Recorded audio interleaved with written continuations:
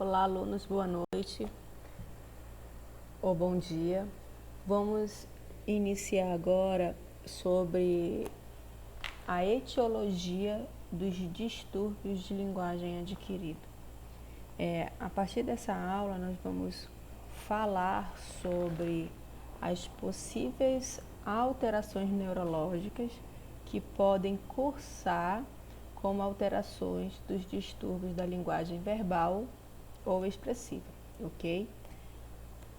Quando a gente fala em etiologia desses distúrbios de linguagem adquiridos, a gente vai verificar que as principais doenças do sistema nervoso que produzem esses distúrbios são as doenças cerebrovasculares, né, que está relacionada com o quê? Com a vascularização do cérebro como um todo, né, do encéfalo como um todo.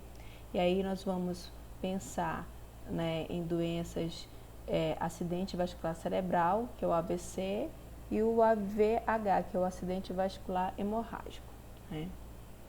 Distúrbios neoplásicos, que estão relacionados com tumores na região cerebral, podem cursar com alterações de linguagem no adulto, tá? Traumatismos cranianos, né, relacionados com quedas e acidentes automobilísticos, principalmente, que são um dos maiores causadores de traumas cranianos, né, nas pessoas. As quedas, elas podem estar muito relacionadas com os idosos, né? Uma queda para o idoso, mesmo que seja de um nível baixo, pode causar prejuízos inúmeros. No adulto, são quedas, né, de níveis mais altos, como cair de uma escada ou de um telhado, quando vai realizar alguma atividade de conserto em casa, tá? As doenças degenerativas são um dos fatores que mais acometem a terceira idade, que cursam com doenças que envolvem a linguagem humana. Aí nós vamos ter Alzheimer, doença de Parkinson e as demências, que são muito comuns dentre as doenças degenerativas. Está errado, deixa eu logo ajeitar aqui.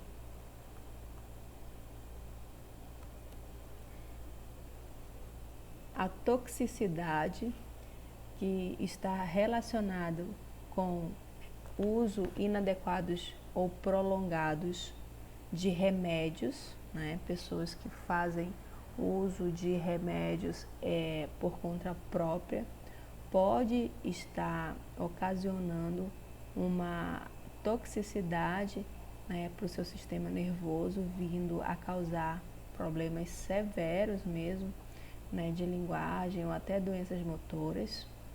O uso de drogas ilícitas pode estar ocasionando esses distúrbios de linguagem, e envenenamento, né, por produtos químicos num ambiente de trabalho ou mesmo até em casa.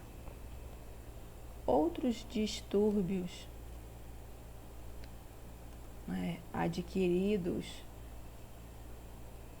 que podem cursar, né, com alterações de linguagem são as alterações desmielinizantes, que estão relacionadas com esclerose múltipla, mielite transversa, né, doenças ali que podem afetar, né, a baía de mielina, que vai ali englobar, né, o axônio da célula nervosa, que é o neurônio.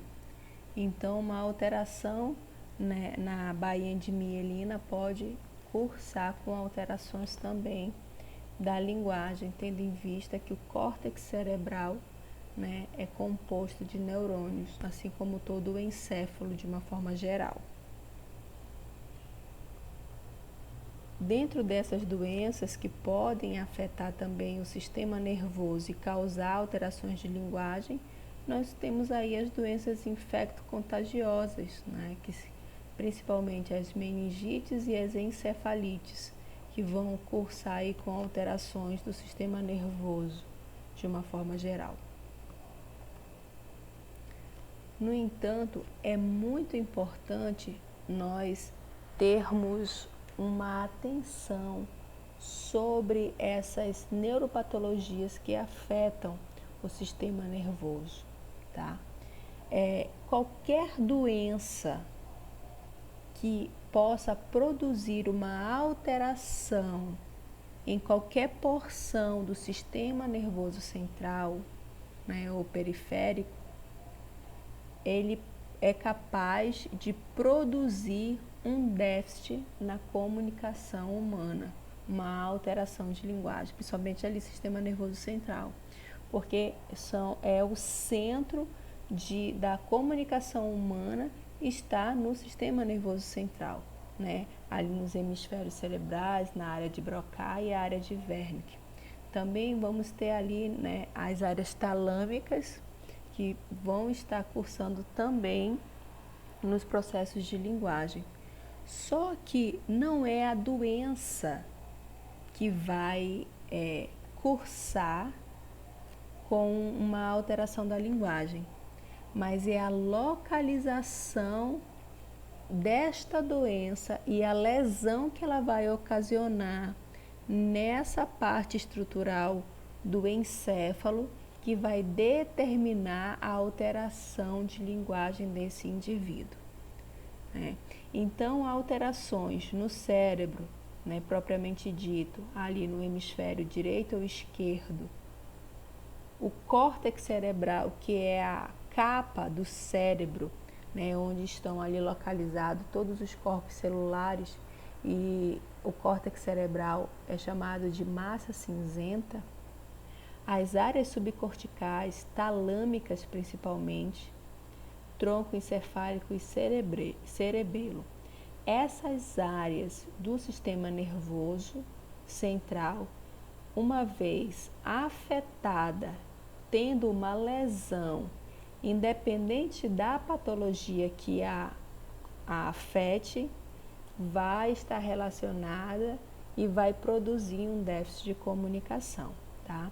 Então, é muito importante a gente saber disso, que não é a doença que vai ocasionar a alteração de linguagem, mas é a lesão que foi ocasionada na área cerebral que vai determinar o tipo de déficit comunicativo, tá?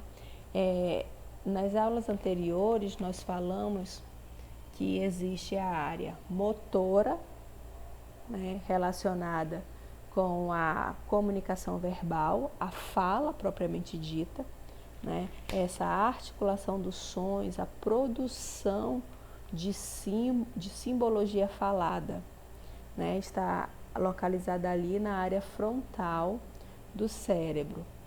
Alterações na área frontal vão cursar com alterações motoras da linguagem verbal.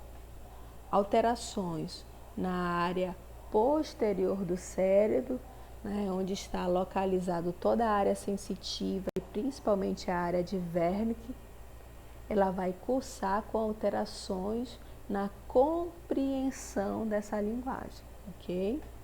Então é importante nós termos isso em mente, tá? É claro que cada patologia ela vai cursar com outros sintomas, né, que vão alterar a saúde do paciente como um todo.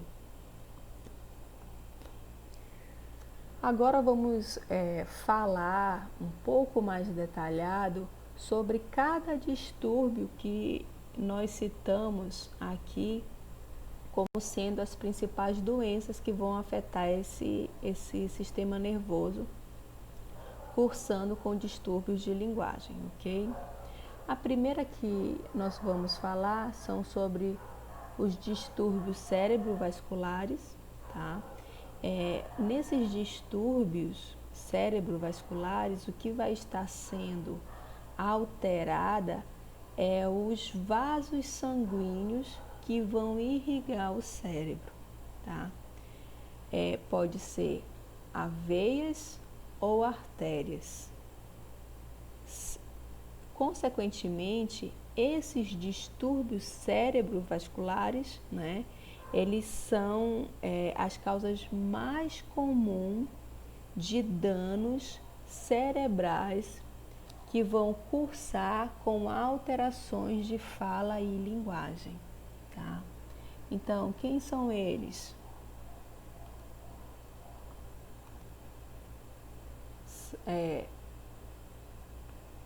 O acidente vascular cerebral isquêmico e o acidente vascular cerebral hemorrágico, né? E quais são as características dessas doenças cerebrovasculares? Primeiro que elas possuem um início abrupto, tá? E ela apresenta uma disfunção focal, ou seja, no local em que foi acometido esse acidente, né? Ou aonde teve a embolia, né, da artéria, da veia, ou onde teve onde a veia ou a artéria foi rompida, tá? Segunda característica é a incapacidade que é produzida por esse déficit, que elas incluem, né, déficit de linguagem ou de fala. Ela sempre vai ser pior no início, né, dessa disfunção, e ela tende a melhorar, ok? Em um curto período, ter uma melhora desse déficit, tá? Quando a gente fala no déficit de linguagem, está principalmente relacionado com a questão mesmo de expressão, de consciência. E a fala realmente são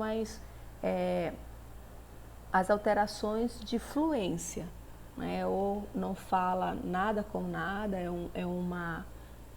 um texto totalmente fora do contexto da situação, esquece nomes, ou então cita outros nomes quando se refere a algum objeto. Então aquela pessoa ela passa por um processo, né, de inconsciência no momento em que acontece, né, esse acidente cerebrovascular.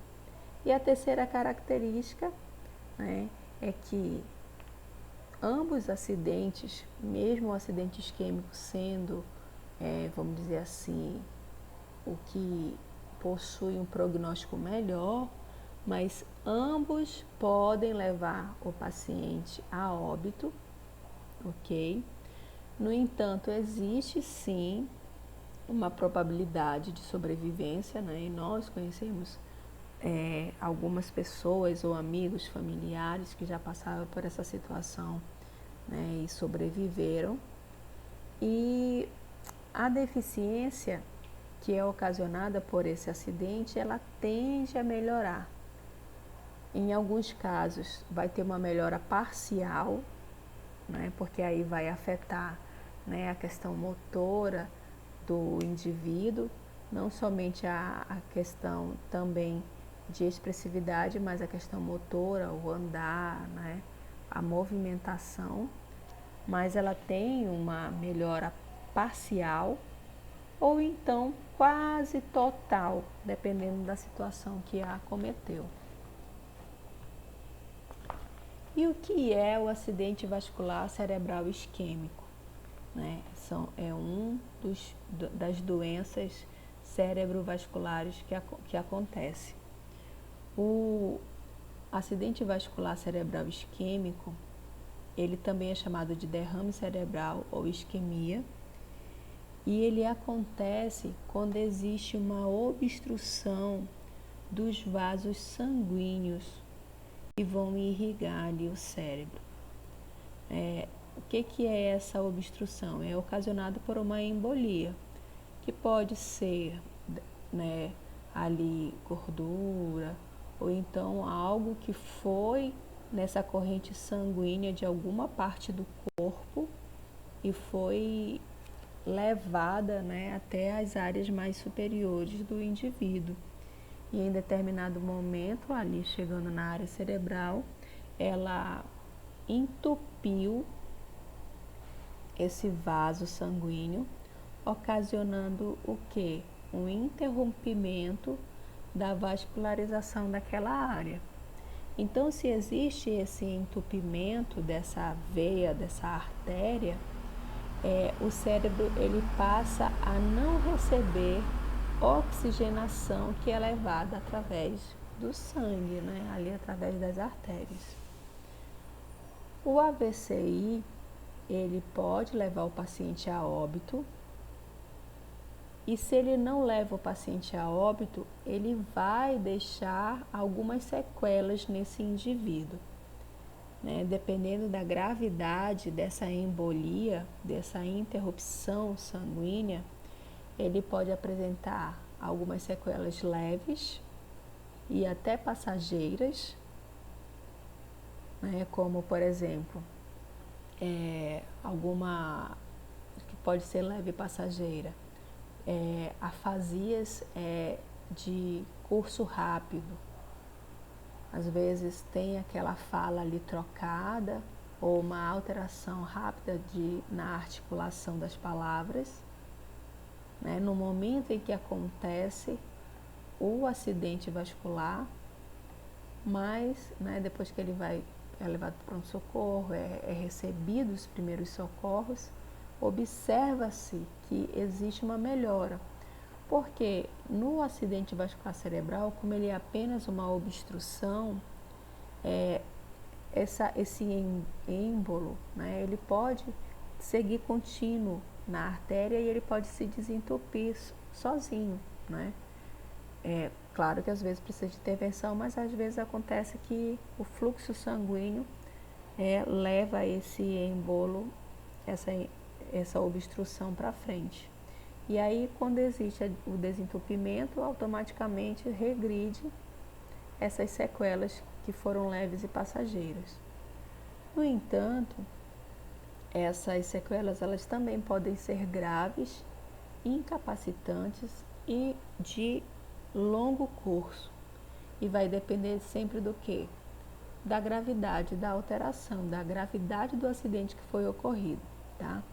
Normalmente, as sequelas que são comuns para o acidente vascular cerebral isquêmico paralisia em uma hemifácie do corpo. Normalmente é o lado contralateral que foi afetado, o cérebro. Por exemplo, se houve um AVCI no hemisfério esquerdo do cérebro, a paralisia vai ser no lado direito do corpo. Por quê? Porque os hemisférios eles vão fazer uma transferência de lados em que vai ser os seus domínios. Por exemplo, o lado esquerdo do cérebro comanda o lado direito do corpo.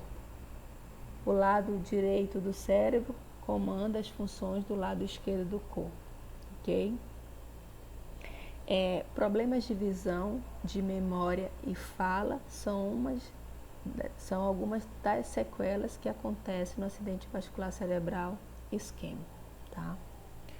Por quê? Porque a falta de sangue, né, diminui a oxigenação e os nutrientes dos neurônios, fazendo com que isso leve à morte neuronal dessas células. Por isso que ela pode ser leve ou grave. Leve quando ela teve um pequeno interrompimento e aí depois sozinha ela conseguiu ser desobstruída. Agora, quando ela possui uma obstrução mais grave, que precisa realmente, né, de um fator cirúrgico, quanto mais tempo essa área cerebral ali, essas células nervosas ficam sem o fluxo sanguíneo, vai causando morte desses neurônios. E aí, quanto mais neurônio morre, mais aquela área fica defasada. Então, dependendo da área em que a função foi alterada, vai causar uma alteração ali passageira ou de longo prazo, ok? Então, em uma suspeita de AVC, esse paciente deve ser levado o mais rápido possível para o hospital para os primeiros socorros, ok? Então, apesar, do ataque isquêmico transitório não produzirem disfunções neurológicas duradouras, a maioria deles, porque são interrompimentos, apenas interrompimentos de vasos sanguíneos, né? Eles são clinicamente importantes, porque eles são como se fossem antecipações de alterações que podem acontecer em prazo curto nesse indivíduo.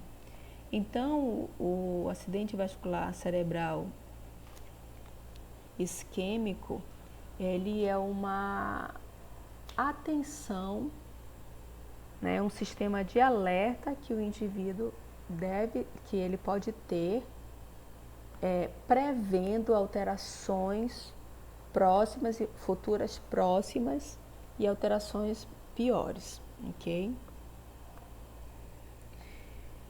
Agora, a segunda causa, né, de alterações cerebrovasculares é o acidente vascular cerebral hemorrágico.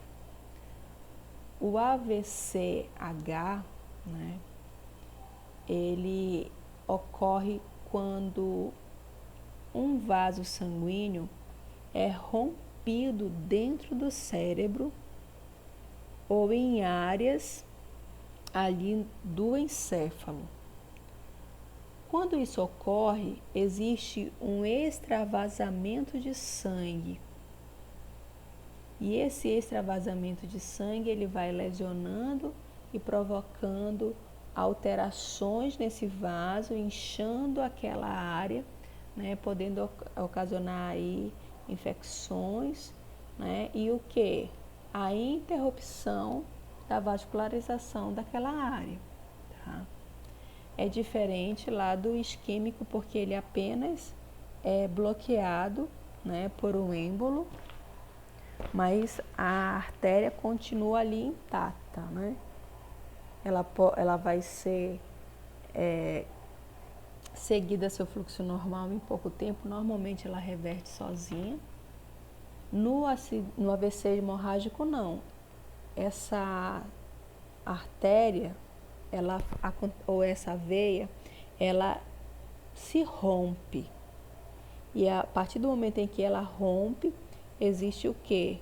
Um impedimento do fluxo para as áreas em sequência de onde houve o interrompimento. E aquela área ali que sofreu aquele dano vai ficar encharcado de sangue, tá? O que pode levar a uma ruptura? Normalmente os aneurismas cerebrais, né? Que é um dos tipos mais graves de AVC hemorrágico, que pode levar o paciente à morte. O AVC hemorrágico, ele é muito mais grave, muito mais severo do que o isquêmico, e as sequelas oriundas, né, desse acidente hemorrágico são muito mais graves e com um péssimo prognóstico para o paciente, tá? A maioria das hemorragias, ela ocorre de forma abrupta. Não existe, assim, um aviso inicial que aquilo está acontecendo, né? Existem, no entanto, alguns sintomas, né, que pode deixar o paciente um pouquinho mais atento. Normalmente, o AVC hemorrágico, ele está associado com cefaleia intensa. Cefaleia é dor de cabeça, seguido de vômitos e, a maioria das vezes, por perda da consciência desse indivíduo, tá? A área mais comum de ocorrer o AVC hemorrágico é ali na área da cápsula interna, que é a área que separa, né, os hemisférios da área talâmica, tá? E quando acontece nessa área, da região da cápsula interna, o paciente ele percebe que alguma coisa não está normal, ele percebe alguma coisa errada na cabeça dele.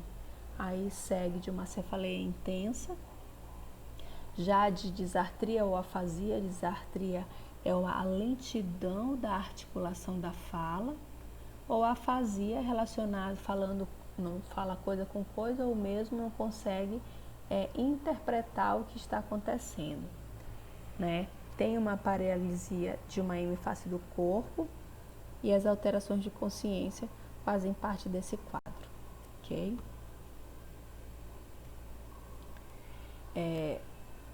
Quando existem essas hemorragias no tronco encefálico, são as mais severas, tá? Que existem, a do tronco encefálico e as hemorragias lá no cerebelo, porque elas têm um início muito rápido, né, seguido de perda da consciência, e o óbito acontece num curto espaço de tempo, tá? No tronco encefálico.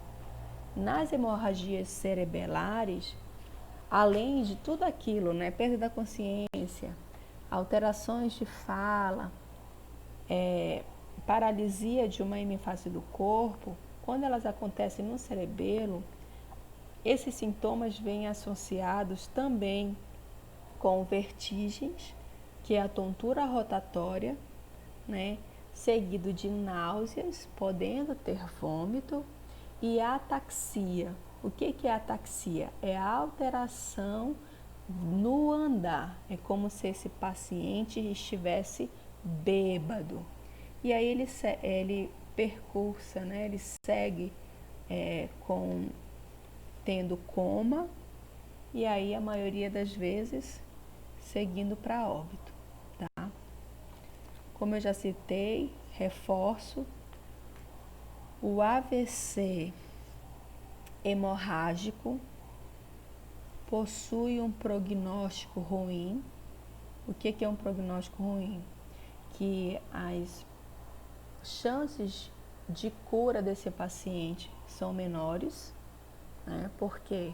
Porque um rompimento de um vaso, né, vai ali seguir com a morte de vários neurônios, né? Então, quando existe morte neuronal, as alterações normalmente que ocorrem nesse indivíduo não possuem uma melhora significativa, né, que realmente o leve à cura.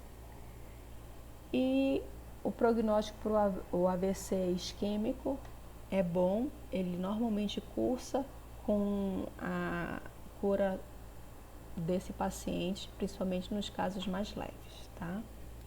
E quais são os fatores que podem desenvolver no indivíduo um AVC isquêmico ou um AVC hemorrágico?